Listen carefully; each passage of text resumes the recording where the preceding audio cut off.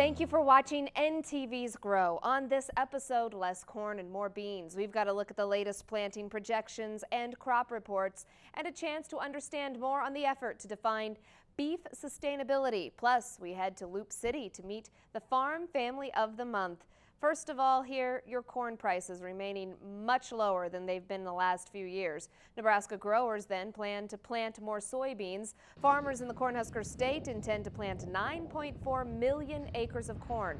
That's a 6% drop from last year. However, soybeans are expected to reach a record 5.4 million acres. That's a 13% jump.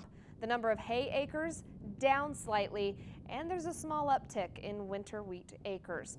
The numbers in Nebraska reflect a national trend across the country. The number of acres devoted to corn is expected to shrink 4% in 2014. Nationally, 91 million acres of corn will be planted, down from 95 million last year, while soybeans will jump 6%. Farmers say they're responding to predictions that soybean supplies will be tight, hoping demand for soybeans will help them make more money while corn prices remain low. Drought leads to the USDA to list 10 Kansas counties as a natural disaster area. The Kansas Ag Secretary says the distinction gives farmers access to programs that can help them get through drought. It includes some counties in the northern tier of Kansas along the Nebraska border. Qualified farmers may be eligible for low-interest loans from the Farm Service Agency. Drought continues to affect us here in Nebraska, and we're not getting enough rain and snow to make a dent. As we get into April, we're coming off a month of below normal precipitation that further depleted soil moisture. March was 2 to 4 degrees below normal, and all that wind, it dried soil and resulted in a number of fires across central and western Nebraska. All this means soil moisture will be a concern going into spring. Topsoil moisture rates 62% short to very short. On the positive side, cattle and calf losses are below average, and most rate their herds in good condition.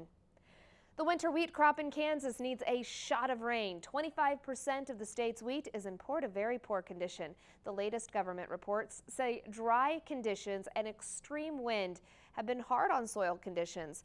Kansas farmers are just starting to put in the corn crop. It's estimated 1% has now been planted. Grain prices are trending upwards in Nebraska. Preliminary USDA numbers for March show farmers are getting 68 cents a bushel more for their winter wheat, up $7.15 a bushel. The March corn price is up 23 cents to $4.50, and sorghum prices are up as well. Soybeans up 50 cents to $13.50 a bushel.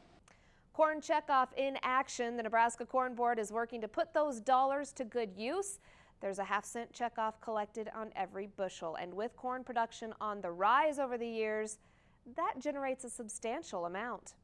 You know, obviously we have a checkoff that has increased in the last couple of years, and we're finding new ways to partner with different people and do different things.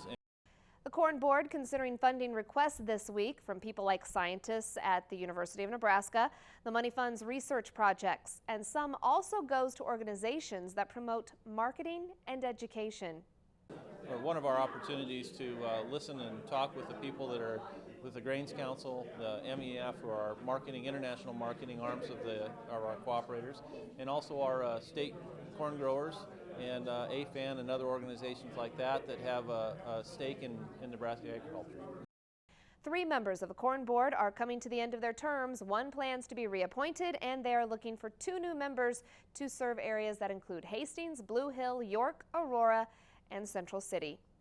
Nebraska's hog inventory may be on the rise, up 2%. The USDA says there were 3 million head as of March 1st.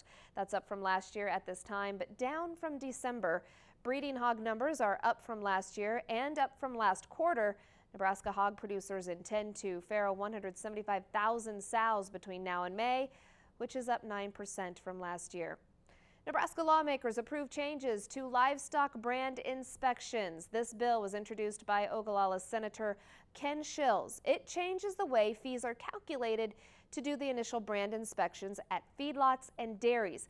And when it's time to renew, the state will now take an average head count to determine the fee. The bill also creates a brand inspection service area for areas adjacent to the mandatory brand inspection area, and it requires a federal beef checkoff total must be listed on the bill of sale. This bill passed unanimously. With the new farm bill comes a few positive changes for area livestock producers. NTV's Alyssa Willard has more. Since 2011, farmers and ranchers have had no relief available to them if they'd suffered livestock loss due to natural disaster. But luckily for those who've suffered losses, they can expect to receive some compensation in the near future. As part of the new Farm Bill, a number of livestock disaster programs that expired in 2011 have been reauthorized. The Nebraska Farm Bureau feels re-education on the rules and regulations are key to the programs, since they weren't utilized much in the last bill from 2008. Though the relief will be beneficial, it most likely won't give them as much as they could have received minus disasters. This is a very new thing for them, and so again it provides disaster assistance. None of these payments are designed to cover all the losses. They're not designed to make anybody rich by any means. It's to provide that risk management support when a producer experiences a catastrophic loss, and so they receive a payment that maybe gets them through to the next year. Producers have applauded the reauthorization that many have fought hard for. Those eligible for the 2012 year are especially grateful since they were hit particularly hard that year. In the past, programs haven't carried further back than a year for compensation, but officials say these are special circumstances. Grass went bad.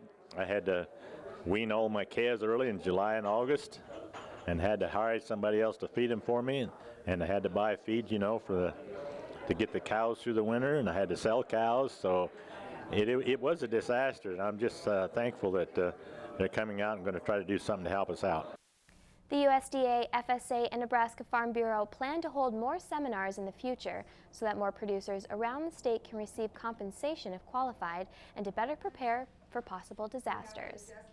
Officials say the biggest thing for producers will be to provide the proper documentation of what they had before the time of the loss, but luckily many options for documentation will be accepted.